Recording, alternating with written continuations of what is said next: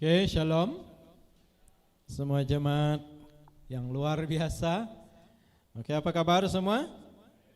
Baik, puji Tuhan. Walaupun kita dalam keadaan seperti ini membuat kita supaya kita menjadi biasa ya dari sesuatu yang tidak biasa kita lakukan.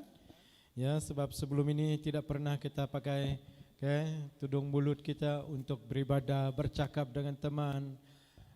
Kita juga tidak berjabat tangan, bukan berarti kita tidak mengasihi satu sama lain.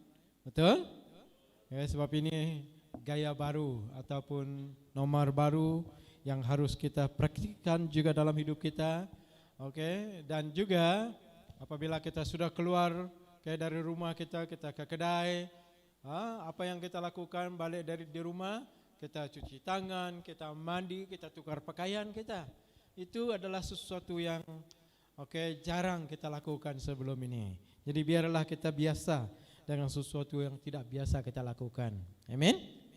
Ya, begitu juga harap kita sabar dengan sesuatu yang seperti ini. Terutamanya kita harus memberi nama.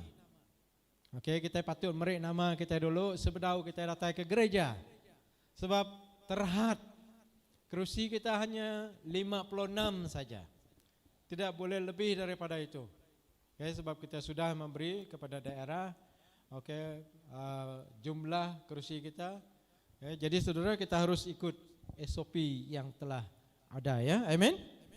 Jadi welcome home kepada semua kita yang ada di tempat ini, dan begitu juga kepada saudara-saudari kita di rumah. Kita lambaikan tangan kita kepada mereka. Hai. Ya, kita beribadah, kita berbakti bersama-sama pada hari ini. Sebab kita sambil kita di gereja, sambil gitu juga kita live streaming. Kiranya Tuhan memberkati kita dengan berkelimpahan dalam apapun secara jasmani dan rohani kita. Saya ucapkan stay safe and stay blessed, supaya kita selamat dan juga diberkati setiap hari dalam kehidupan kita. Nah, pagi ini ya kita akan menyambung pelajaran siri kita, pelajaran siri Kristen sedunia, yang berdampak, yang berdampak di seluruh, dimanapun kita berada, kita menjadi orang yang berdampak. Arti berdampak, influence, yang dapat membawa orang, yang memberi kesan kepada orang, teman-teman kita di tempat kerja, di tempat sekolah. Itu arti berdampak. Impact, influence mereka, orang-orang di sekeliling kita, saudara. Nah, mari kita lihat dalam Alkitab kehidupan Kristen sedunia yang memberi dampak kepada masyarakat di sekeliling mereka. Jadi saudara, nah apa yang membuat mereka berdampak? Apa yang membuat mereka berdampak di dalam masyarakat mereka? Sehingga orang ramai, saudara, takut dan menyerahkan diri untuk dibaptis. Jadi dia ada rahasia. Mengapa mereka berdampak? Kalau kita jemaat, contoh jemaat Hornbill, di mana kita berada, di mana kita tinggal, kita memberi dampak, kita memberi influence, kita memberi impact kepada orang di sekeliling kita, orang jiran-jiran kita, saudara. Nah, itu yang berlaku dalam Alkitab, dalam perjanjian baru, terutamanya dalam gereja yang mula-mula. Nah, mari kita lihat dalam Kisah Para Rasul pasal kedua ayat 41 sampai ayat ke-47. Kisah Para Rasul 2 ayat 41 sampai ayat 47. Yang saya baca adalah terjemahan bahasa Malaysia. Ya, saya akan baca. Banyak orang percaya kepada apa yang dikatakan oleh Petrus. Lalu mereka dibaptis. Jumlah orang yang percaya kepada Kristus pada hari itu bertambah lagi dengan berapa ribu? 3.000 orang. Dengan tekun mereka menerima ajaran daripada rasul-rasul. Mereka hidup bersaudara, makan bersama-sama, berdoa bersama-sama, saudara. Banyak mujizat dan keajaiban yang dilakukan oleh rasul-rasul itu, sehingga semua orang kagum dan takut. Semua pengikut Kristus berkumpul dengan penuh keakraban dan mereka berkongsi milik. Mereka menjual harta milik dan membagi-bagikan uang itu di kalangan mereka menurut keperluan masing-masing. Tiap-tiap hari mereka berkumpul di rumah Tuhan, yaitu di gereja pada hari ini, ataupun di bait Allah, dan mereka makan bersama di rumah mereka, dari rumah ke rumah dengan sukacita dan rendah hati. Mereka memuji Allah dan mereka dihormati oleh semua orang. Tiap-tiap hari Tuhan menambahkan bilangan mereka orang yang diselamatkan oleh Allah. Jadi saudara, dalam teks yang kita baca tadi saudara, kita dapat melihat bagaimana orang Kristen pertama ini memberi dampak kepada masyarakat yang di sekeliling mereka.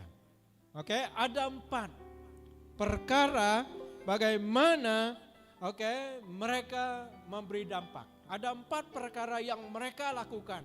Ada 4 perkara yang mereka lakukan. Mereka perbuat di antara mereka yang percaya kepada Yesus. Jadi saudara, apakah kita sedia dipakai Tuhan seperti gereja pertama ini? Maukah tidak? Maukah kita untuk dipakai Tuhan seperti ini?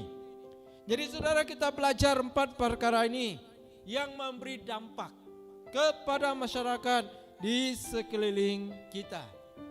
Bukan hanya pada waktu itu saja. Jadi saya berharap kalau kita melakukan ini dalam gereja kita BM Hornbill, baik kita yang ada di tempat ini dan bahkan kita yang di luar sana saudara. Jadi mari kita bersama-sama melakukan 4 perkara ini. Jadi saudara, ada 3 perkara yang terjadi. Apa dampak yang mereka lakukan? Ada 3 perkara. Ada 3 perkara dampak yang berlaku, yang terjadi. Yang pertama, kalau kita lihat di sini, banyak orang percaya kepada Kristus dan dibaptis. Nah, daripada dampak ini, daripada impact ini, ada 3 perkara terjadi. Yang pertama, ramai sekali orang dibaptis. Mereka menyerahkan diri kepada Yesus. Itu dampak yang pertama. Kita lihat di dalam ayat yang ke-41 di sana. Tiap-tiap hari Tuhan menambahkan bilangan mereka dengan orang selamat oleh Allah ataupun percaya kepada Kristus. Dalam ayat 47b juga sama. Ramai orang dibaptis. Ramai orang menyerahkan diri kepada Tuhan. Itu dampak yang pertama. Kiranya Tuhan guna pakai. Saudara, khotbah-khotbah yang disampaikan oleh pastor, gembala, daripada live streaming ini, supaya gereja-gereja yang di luar, bukan hanya BM Hornbill saja, yang dapat melihat gereja khotbah ini, kebaktian kita pada hari ini, tetapi banyak gereja yang lain, supaya mereka juga seperti gereja yang pertama. Gereja kita di Hornbill, kita mau gereja kita seperti gereja yang pertama memberi dampak. Ada 3.000 orang percaya. Itu dampak yang sangat besar. Apabila mereka melihat orang luar yang belum percaya kepada Yesus, saudara-saudari kita, ibu bapa kita yang bersama dengan kita dan jiran-jiran kita, apabila mereka melihat hidup kita diubah oleh Tuhan, diberkati oleh Tuhan, orang akan mencari Tuhan. Dan yang kedua, apa dampak yang terjadi? Banyak mujizat atau keajaiban yang berlaku, dilakukan oleh rasul-rasul, sehingga semua orang kagum dan takut. Nah, ini juga kesan daripada apa yang berlaku dalam gereja pertama ini. Oke? Mujizat terjadi. Mujizat berlaku. Yang dilakukan oleh rasul-rasul, saudara. Jadi saudara, sekarang tidak ada rasul. Yang adalah siapa? Pastor dan penginjil dan juga pemimpin-pemimpin gereja. Jadi saudara, apabila kita nanti kita akan lakukan 4 perkara. Ini dampak dia ada 3. Apa yang berlaku daripada 4 perkara yang kita akan lakukan nanti. Jadi saya usulkan, saya berikan kepada kita pengajaran ini supaya dalam gereja kita menjadi infectus. Oke? Menjadi influencer. Kita menjadi berdampak. Oke? Apabila orang melihat kita, apabila orang melihat keluarga kita, apabila orang melihat kelakuan kita di tempat kerja kita, orang tahu apakah kita ini orang percaya ataupun tidak, orang yang takut akan Tuhan ataupun tidak. Jadi saudara, dalam Tuhan kita harus hidup dengan bijaksana. Oke, dimanapun kita berada. Kiranya setiap hamba-hamba Tuhan digunapakai oleh Tuhan melakukan mujizat. Mujizat di mana kita berada supaya ramai orang di luar yang belum mengenal Tuhan, mereka kembali kepada Tuhan, saudara. Amin. Kita mau ini terjadi di dalam negeri, dalam negara kita, dalam kota kita. Kita mau Tuhan pakai hamba-hamba Tuhan supaya mereka melakukan mujizat-mujizat seperti yang telah kita baca tadi, saudara. Dan impak yang ketiga, apa yang berlaku? Mereka dihormati oleh semua orang. Jadi saudara, mereka dihormati oleh semua orang. Jadi apabila melihat orang Kristen itu, orang menghormati, bukan mengejek mereka, tetapi salut mereka. Mengapa? Karena ketulusan, kekudusan dalam hidup mereka. Itu yang membuat orang menghormati kita. Bukan mengejek kita, gosip tentang kita, mempersalahkan kita, tetapi orang menghormati kita, saudara. Jadi kita harus pikirkan dengan dalam. Apakah orang di sekeliling kita menghormati kita ataupun sebaliknya. Jadi saudara, memang kita ada kelemahan, ada kekurangan, tetapi biarlah kita belajar, amin. Belajar untuk supaya suatu hari nanti orang menghormati kita, saudara. Bukan menghormati kita karena kita mau mengambil nama, tidak. Tetapi supaya orang menghormati kita sebab mereka menghormati Tuhan yang ada di dalam kita. Di tempat kerja kita orang menghormati kita. Di tempat sekolah kita orang menghormati kita. Dan di mana-mana kita berada orang menghormati kita. Bukan mengejek kita, bukan memperselekehkan kita, bukan juga gosip tentang kita, saudaraku. Amin. Jadi dan begitu juga gereja hari ini, kiranya gereja-gereja dihormati oleh orang-orang di luar sana, terutamanya mereka yang belum mengenal Tuhan. Oke, karena apa yang kita lakukan semuanya adalah menyenangkan hati Tuhan. Nah, apakah kita mau ketiga perkara ini berlaku dalam gereja kita? Yang pertama tadi, banyak orang, ramai sekali orang, percaya kepada Kristus dan dibaptis apabila melihat kehidupan orang Kristen itu. Dan yang kedua tadi, banyak mujizat terjadi. Ini mungkin bukan hanya rasul-rasul saja, tetapi mujizat ini terjadi dengan jemaat-jemaat, pemimpin-pemimpin pada masa itu. Jadi saudara, banyak sekali mujizat terjadi, keajaiban. Dan yang ketiga, mereka dihormati. Saya sangat rindu, saya mau, kalau gereja kita ada sesuatu yang berlaku seperti ini. Apakah kamu mau? Supaya ramai orang mengenal Tuhan, menyerahkan diri untuk Tuhan dan dibaptis. Dan semua kita, di mana kita berada, kita melakukan mujizat. Apabila kita mendoakan orang sakit disembuhkan. Apabila kita mendoakan orang, ada masalah dalam hidup dia, dalam keluarga dia, mereka dilepaskan. Itu mujizat, keajaiban dan sebagainya. Dan dimanapun kita berada, orang menghormati kita, saudara. Nah sekarang mari kita lihat 4 perkara. 4 perkara yang membuat mereka berdampak dalam masyarakat di sekeliling mereka. Mari kita lihat satu persatu, saudara. Nah 4 perkara inilah yang membuat mereka berdampak. 4 perkara, 4 itu ngasuh sidak ia menjadi terbilang. Terbilang nama berdampak. Sampai orang bukai tadi empai ngelala Tuhan sampai orangnya tadi takut. Rindu mendak pengawak sidayat.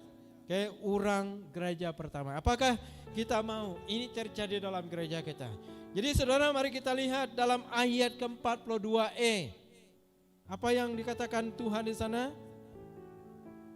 Mereka yaitu orang percaya bertekun menerima ajaran firman Tuhan daripada siapa? Rasul-rasul. Jadi saudara dalam Tuhan, apakah hari ini kita ada kerinduan untuk menerima ajaran firman Tuhan? Apakah kita ada kerinduan untuk menanti-nantikan ajaran daripada pastor kita, daripada gembala kita, firman Tuhan? Ataupun kita sebaliknya, saudara?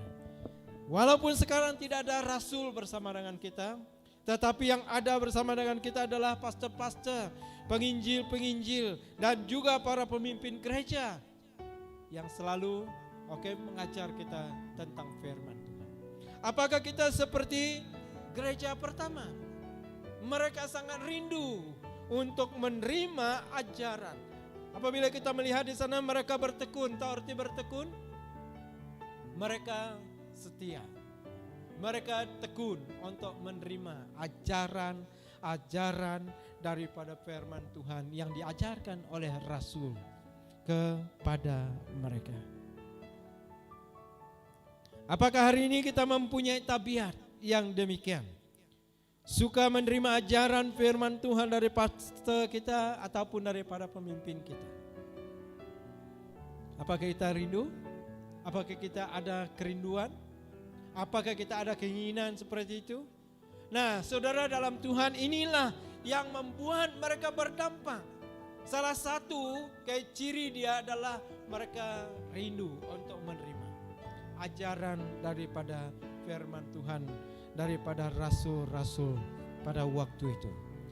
Jadi saudara dalam Tuhan, saya sendiri, setiap pagi, apakah kamu sadar ataupun tidak, saya selalu nyatakan dalam gereja, dalam atas mimbar ini, bahwa saya setiap hari menghantar firman Tuhan dalam grup gereja kita, dalam Facebook saya, supaya ini dapat menjadi dorongan bagi kita yang merindukan ajaran daripada Tuhan. Kalau kita melihat, kita membaca, kita merenungkan dia, dan kita melakukan firman Tuhan itu, saudara.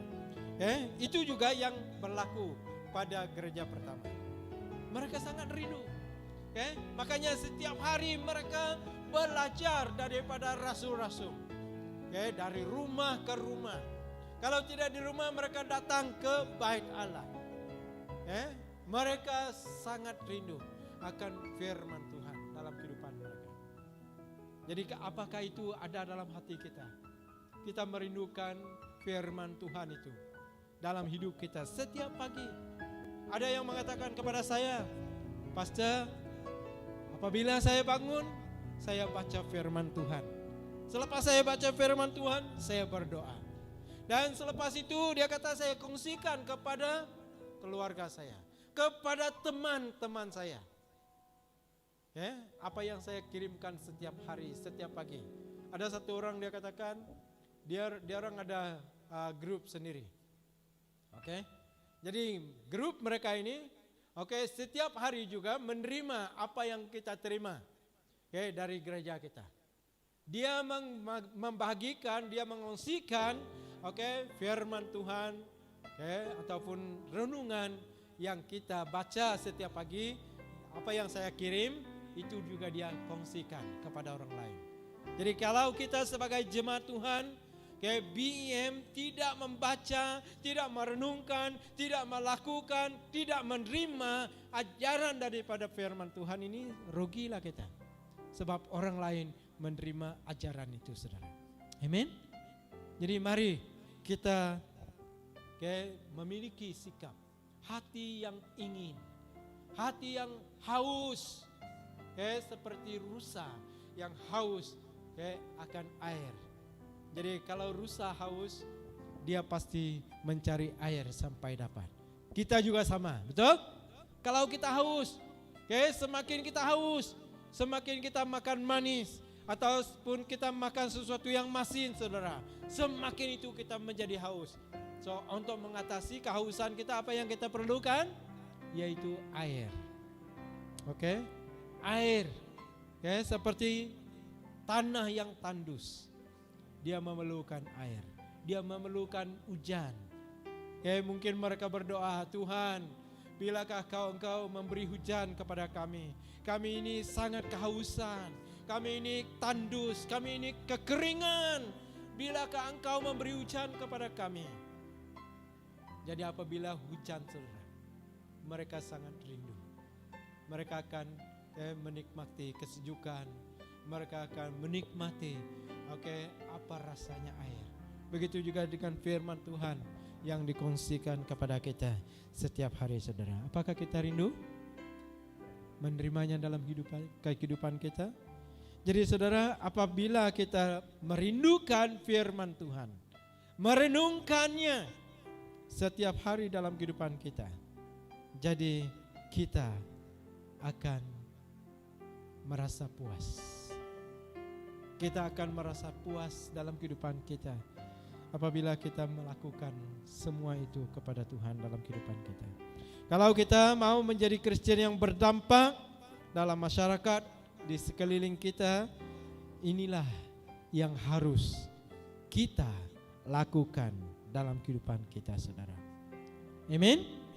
Itulah yang harus kita lakukan setiap hari dalam kehidupan kita, yaitu merindukan firman Tuhan. Beritahu kepada kiri kanan kita, merindukan firman Tuhan setiap hari. Merenungkan firman Tuhan itu siang dan malam. Jangan kita rindukan sesuatu lebih daripada firman Tuhan. Sebab makanya ada orang yang bernyanyi, ku mau cinta Yesus selamanya. Mengapa, saudara? Sebab dia memang mau mencintai Yesus. Kalau dia mencintai Yesus, dia juga mencintai firman-Nya. Dia belajar firman, dia membaca firman, dia menerima firman, dia melakukan firman dalam kehidupannya, dan bahkan dia mengungsikan firman. Pernahkah kamu kongsikan? Ada orang saya lihat dalam Facebook saya, 2 orang yang saya perhatikan, setiap hari mereka kongsikan firman Tuhan. Ada juga seperti Pak Juni, mereka setiap hari apabila saya kongsikan firman Tuhan, memang ada dalam status mereka. Kalau tidak percaya, esok lihat, lusa lihat. Memang setiap hari saya tengok dalam status FB mereka. Mereka kongsikan dalam status WhatsApp mereka juga sama. Jadi saudara, itu yang kita mau, supaya kita memberkati teman-teman kita. Seperti kawan kita tadi, dia bukan dari gereja kita, dia dari gereja lain. Dia kongsikan kepada mak dia, dan mak dia kongsikan kepada grup mereka. Dan setiap hari mereka belajar firman Tuhan. Jadi saudara, kita harus ada kehausan untuk belajar firman Tuhan dalam kehidupan kita. Itu yang kita lakukan hanya dalam dunia ini. Sebab nanti apabila kita meninggal, kita tidak perlukan firman Tuhan ini, saudara. Sebab kita sudah berada bersama dengan Tuhan selama-lamanya. Tidak perlu kita baca firman Tuhan lagi. Sebab kita sudah tinggal bersama dengan Tuhan selama-lamanya. Amin. Ni buah kita mai Alkitab bagi nada nya di din. Lawan kita udah begulai ngapai kita di surga. Okay? Ya meh firman, ya meh jaku Tuhan. Makanya kita harus lakukan perkara ini hanya di dalam dunia ini. Kita komit kepada Tuhan, kepada firman Tuhan. Kita nyatakan kepada diri kita, saya mau komit untuk membaca firman Tuhan ini. Jadi saudara, itu yang mereka lakukan yang pertama. Yang kedua,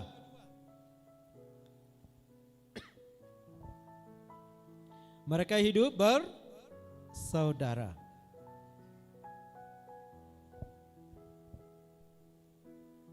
Di dalam Yakub kita iban siraya hidup baka diri menyadi.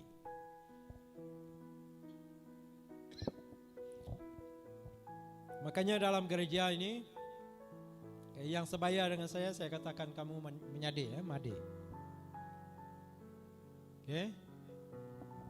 Dan yang memang pangkat anak, saya memang anggap kamu semua anak saya. Walaupun bukan melahirkan kamu. Okay. Semua kamu yang muda-muda, saya katakan kamu anak saya. Sebab mengapa? Sebab kita adalah bersaudara. Dan dari persaudaraan mereka itu apa yang mereka lakukan setiap hari? Mereka makan bersama-sama. Jadi saudara, apabila kamu datang ke rumah saya kadang-kadang, bukan kadang-kadang, selalu kami kadang-kadang, bukan kadang-kadang, selalu kami menghidangkan makanan. Apabila masa makan tuh, saya bawa kamu makan. Sebab kita adalah saudara. Amin. Kerinduan kita itu nyatakan. Kita nyatakan daripada makanan. Daripada kita pergaulan kita. Daripada kita makan bersama-sama. Minum bersama-sama. Bukan ngirup arak tua. Tapi kita minum kopi, minum teh, dan sebagainya yang bagus ya. Dan juga bahkan dari persaudaraan itu mereka berdoa bersama-sama. Siraya basampi begulai. Inilah yang mereka lakukan saudara dalam perjanjian baru, yaitu gereja pertama. Mereka hidup bersaudara. Lebih daripada itu, apa yang mereka lakukan saudara? Nanti kita lihat. Apakah hari ini kita hidup bersaudara ataupun bagaimana? Sebagai gereja Tuhan, saya berharap jangan kita saling menggosip. Anang bejai pangandiri. Si anu tu begitu kita inusi ngaga orang bukai. Bejai orang ti menyadi kita. Apabila kita mengatakan demikian kepada orang lain yang belum mengenal Tuhan, itu saudara kamu, itu keluarga kamu, yaitu keluarga BM Hornbill. Jadi saudara harus kita perhatikan apa yang kita mau kongsikan kepada teman kita. Terutamanya orang yang belum mengenal Tuhan ataupun orang yang di luar daripada gereja kita ini. Jangan kita gosip di luar sana. Si anu itu begitu-begitu. Yalah, si anu itu begitu-begitu. Kita yang support mereka. Jangan ya. Sebab dia adalah saudara Anda. Amin. Nanti kita bejai aku, artinya nuan bejai dirimu. Nanti aku bejai kita, artinya aku bejai dirimu. Kadang-kadang itu yang kita lakukan tanpa kita sadari saudara. Iblis memang mau. Mau melakukan itu dalam kehidupan kita. Supaya orang tidak memberi, orang tidak melihat kasih Tuhan, kuasa Tuhan dalam kehidupan kita. Makanya kita tidak berdampak. Kita tidak menjadi garam. Kita tidak menjadi terang kepada dunia. oleh karena kita saling menggosip satu sama lain. Amin. Jadi jangan kita gosip. Oke. Saya bukan katakan kita gosip di tempat ini, tidak. Saya hanya memberitahu supaya kita jangan bergosip. Amin. Bukan saya tuduh kamu, ya kamu gosip, tidak. Saya hanya beritahu supaya kita jangan gosip saudara kita. Apakah kita menggosip bapak kita, mak kita, adik, kakak kamu, abang kamu kepada orang lain? Nah, begitu juga gereja kita. Jangan kita gosip seseorang di gereja kita kepada orang lain. Deal? Deal kah? Jadi kita bertanggung jawab atas gereja kita sendiri. Kalau kamu gosip salah satu daripada teman kita, maksudnya kamu menggosip tentang gereja kita sendiri, BM Honbil. Jadi bagaimana kita dapat berdampak kepada orang lain di luar sana sendiri? Amin. Nah, beritahu kepada orang teman-teman kita jangan gosip ya. Jangan gosip. Kalau kamu tidak puas hati, saya belajar. Kalau kamu tidak puas hati, jangan letak ketidakpuasan hati kamu dalam status kamu. Sebab itu adalah status. Status maksudnya siapa kamu? Who you are. Kadang-kadang kita letak dalam status FB kita, WhatsApp kita, kemarahan kita, kegeraman kita dalam status kita. Semua dunia melihat saudara. Bisa pesan dalam radio, sudah radio Cat selalu ada. Orang seluruh dunia medak status kita. Kalau kamu ada 5,000, friend kamu, kawan kamu dalam Facebook, mereka akan melihat 5,000 itu akan melihat status kamu. Kamu geram, kamu marah, kamu berdendam, kamu inilah, kamu itulah. Harus kita hati-hati letakkan sesuatu dalam status kita. Amin. Saya bukan marah. Saya kadang-kadang geram juga melihat yang marah-marah dalam Facebook, yang marah-marah dalam status WhatsApp dia. Kalau marah depan-depan lah. Apa mau takut? Betul?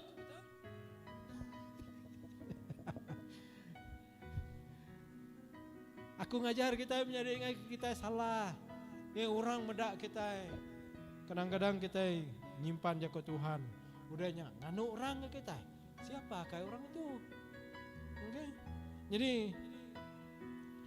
yang seperti saya katakan tadi, harus kita ingat kalau kita mau menjadi gereja yang berdampak, kita harus melakukan perkara, yaitu dalam persaudaraan kita menganggap siapa yang beribadah di tempat ini dialah saudara kita. Jadi ada suatu lagu seperti nyanyi ini kan, apa yang kita selalu nyanyikan?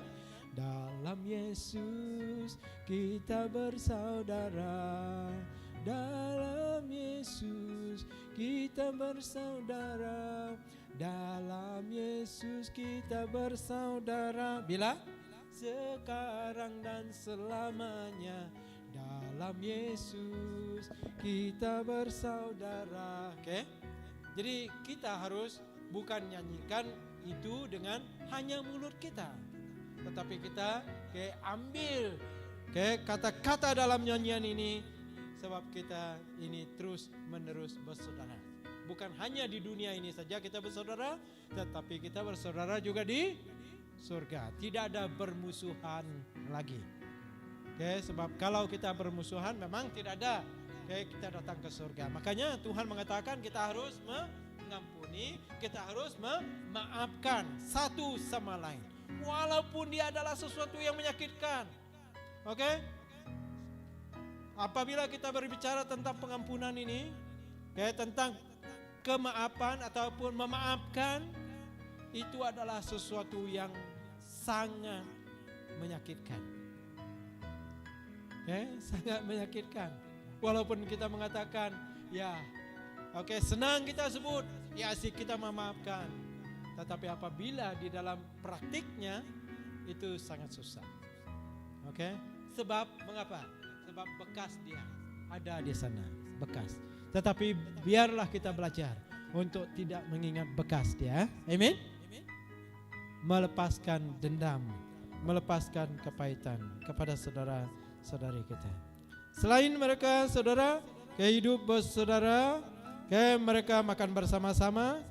Walaupun setakat ini, ya puji Tuhan. Sebab sebelum ini kita makan bersama-sama. Rindu kan? Harap itu akan terjadi lagi selepas, selepas ujung tahun ini kah? Ataupun tahun yang akan datang. Kita mau makan bersama-sama, minum bersama-sama.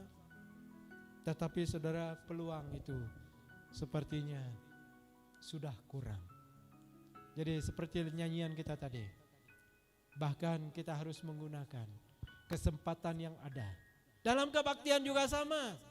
Tengok saudara, dulu apabila kita mau datang ke kebaktian, ya kalau kita mau datang. Kalau tidak mau, tidak apa. Tapi sekarang saudara baru kita rasakan. Kalau kamu tidak memberi nama lebih awal, kamu tidak akan diterima. Sebab apa? Sebab kursi kita hanya berapa tadi? 56. Tidak boleh 57. Tidak boleh sampai ke 60. Tidak boleh. Sebab had dia adalah 56 saja.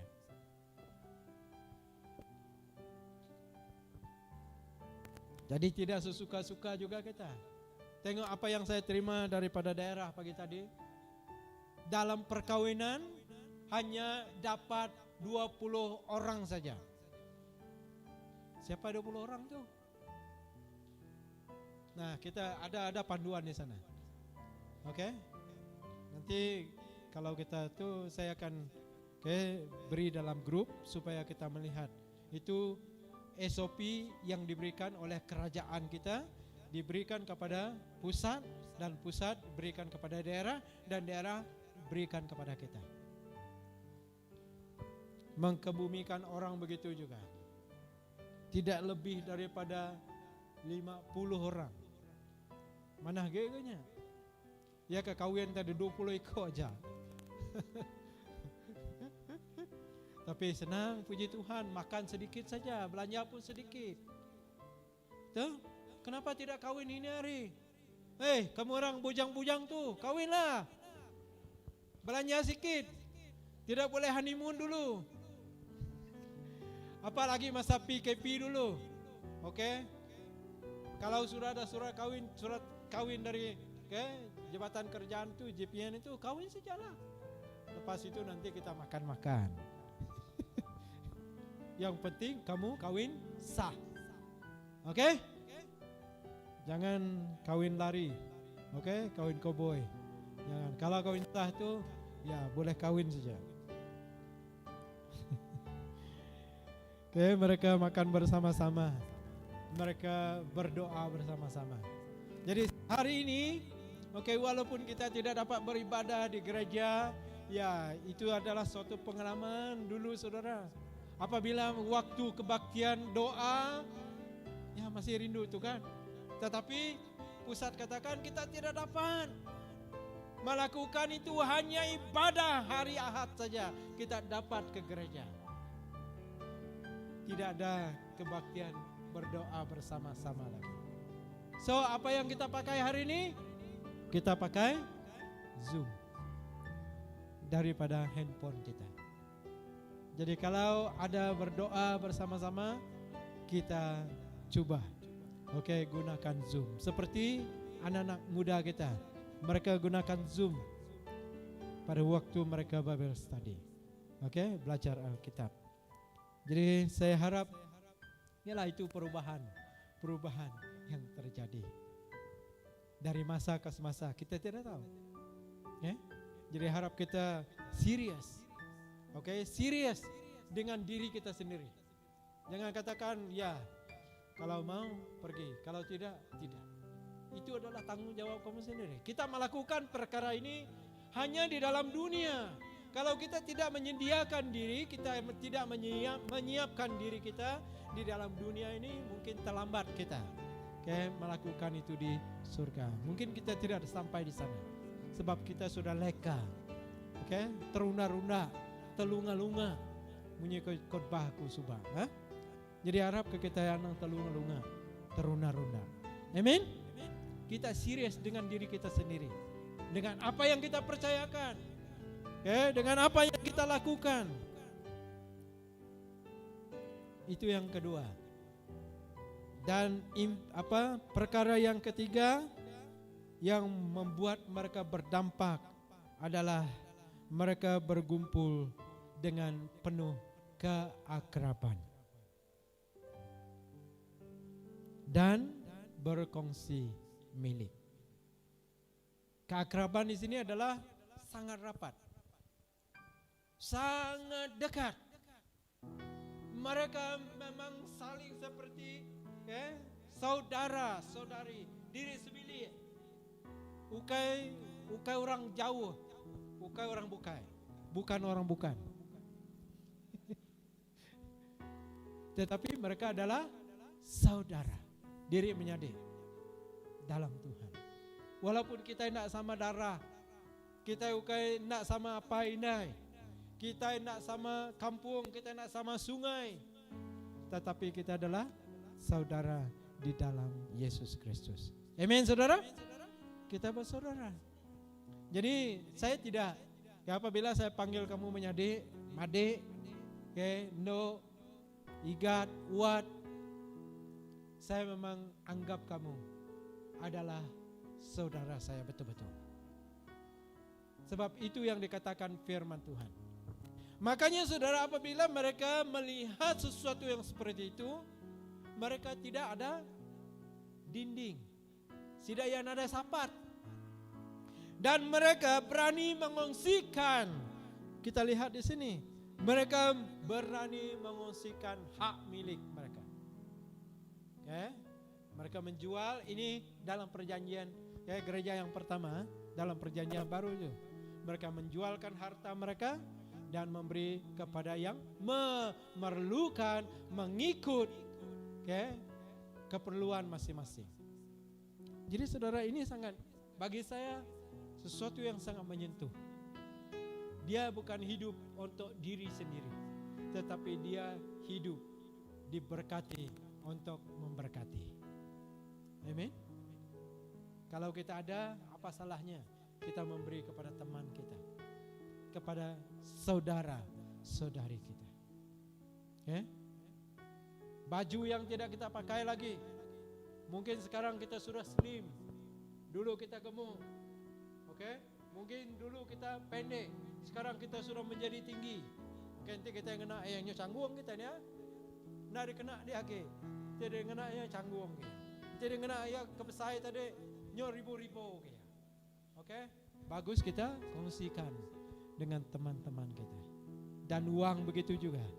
Kalau kita ada lebih uang, tidak salah kita memberi kepada pelayanan Tuhan, kepada teman-teman kita yang memerlukan. Ada saudara saya, seorang saudara, dia kata, "Pastor, apakah ada keperluan yang saya dapat bantu kamu?" Jadi saudara, apabila saya memerlukan sesuatu, saya cari dia. Saya cari dia, memang dia bagi saya. Masa kita ke dinner harinya, mereka itulah yang memberi banyak, namanya banyak love gift kepada kita. Love gift ataupun present itu hari. Kepada kita banyak sekali, lebih daripada 10. Mereka suka memberi. Jadi saya berharap dalam gereja kita juga sama. Pergaulan mereka sangat rapat dengan satu sama lain. Mereka berkomsel, memuji, menyembah Tuhan dan belajar firman Tuhan bersama-sama, dan mereka menjual harta milik mereka dan membagi-bagikan uang itu di kalangan mereka menurut keperluan masing-masing. Jadi saudara, saya tanya, semua yang hadir ibadah pada hari ini, dan Anda yang di luar sana. Apakah perkara seperti ini masih berlaku hari ini? Masih ke tidak? Masih. Amin. Ada saya lihat, kita suka memberi. Dalam gereja sama, kita suka memberi. Itu puji Tuhan. Sebab kita tahu, apa yang kita miliki hari ini hanya sementara waktu. Tetapi pada waktu tiba nanti, itu tidak akan ada lagi bersama dengan kita. Contoh dia, kalau kita meninggal, apakah kita bawa rumah kita? Apakah kita bawa kereta kita? Apakah kita bawa Mercedes kita, Hilux kita? Apakah kita bawa istri suami kita? Apakah kita bawa anak-anak cucu cicit kita? Tidak, saudara, mereka ditinggalkan. Kita seorang yang pergi. Makanya apa yang kita miliki hari ini semuanya adalah dari Tuhan, untuk Tuhan. Amin.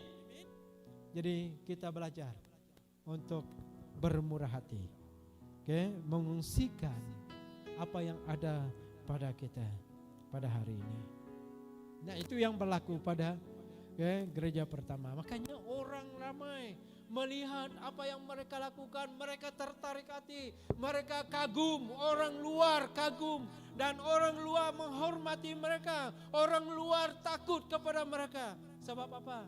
Mereka sangat rapat, sangat dekat dengan satu sama lain. Jadi tidak ada waktu mereka gosip untuk satu sama lain. Betul?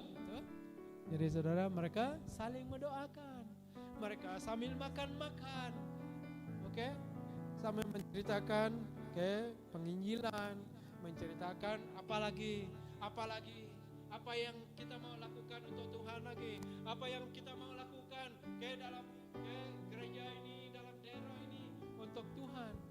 Jadi mereka sibuk untuk menceritakan apa yang mereka harus lakukan untuk Tuhan, bukan gosip.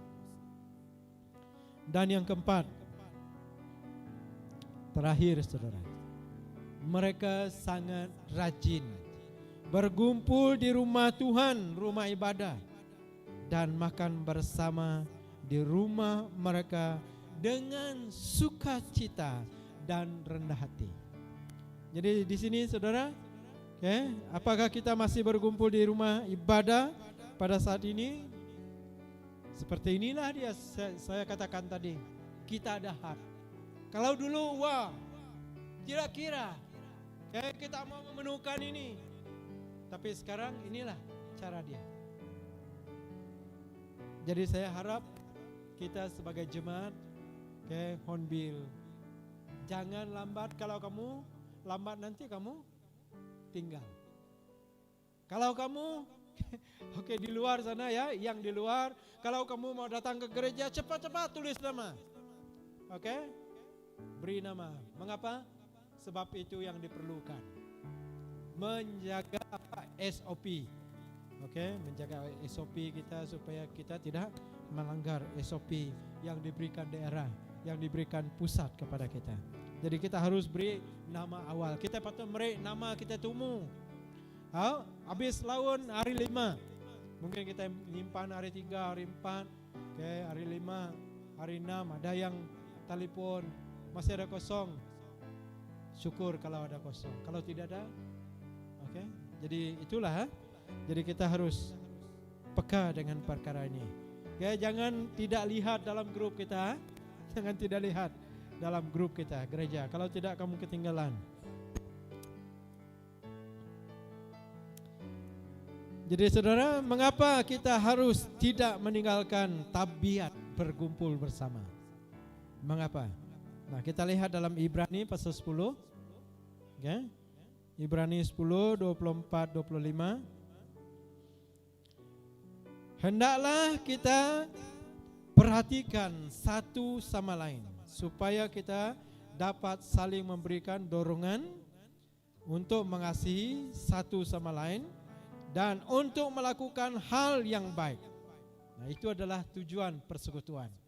Itu adalah tujuan mereka berkumpul, yaitu saling memperhatikan satu sama lain saling memberi dorongan, untuk mengasihi satu sama lain dan untuk melakukan sesuatu yang baik kepada satu sama lain. Itu tujuan mereka beribadah, berkumpul bersama-sama. Nah, apalagi yang dia katakan? Janganlah kita hentikan. Apa yang dia katakan di sana? Hentikan ataupun menghentikan ataupun stop kebiasaan berkumpul bersama-sama seperti yang dilakukan oleh beberapa orang saudara. Nah, mereka ini dulu mereka berkumpul bersama-sama.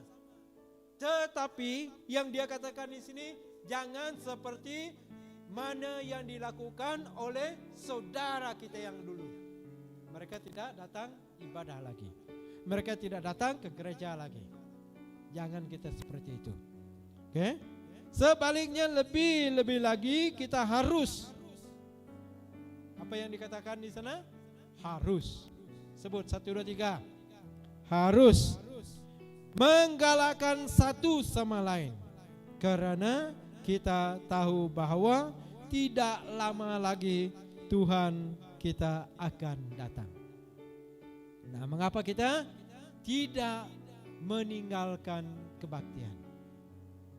Sebab Tuhan kita akan datang tidak lama lagi. Makanya jangan kita tinggalkan kebaktian. Terutamanya, kita mungkin malas sudah ke gereja. Sebab ada SOP inilah. Pakai penudung mulut lah, hidung lah. Kita cuci tangan lah. Kita daftar lah. Datang di gereja kita ditembak lah. Seperti orang di kedai ya. Apabila dia datang ke kedai, saat datang di sana kena tembak, dia punya dahi. Dia lupa masuk ke kedai. Apa yang saya mau beli tadi ya? Lupa sudah, karena sudah ditembak kening dia, dahi dia. Lama udah ditimbak keningnya, nak ingat lagi. Itulah kebiasaan-kebiasaan baru harus kita juga ikuti ya. Jadi supaya kita tidak terus tinggal. Puji Tuhan, kita sudah ada datang ke gereja. Ini yang ketiga minggu ya. Jadi harap yang lain di luar sana ada kerinduan, untuk datang ke gereja. Amin.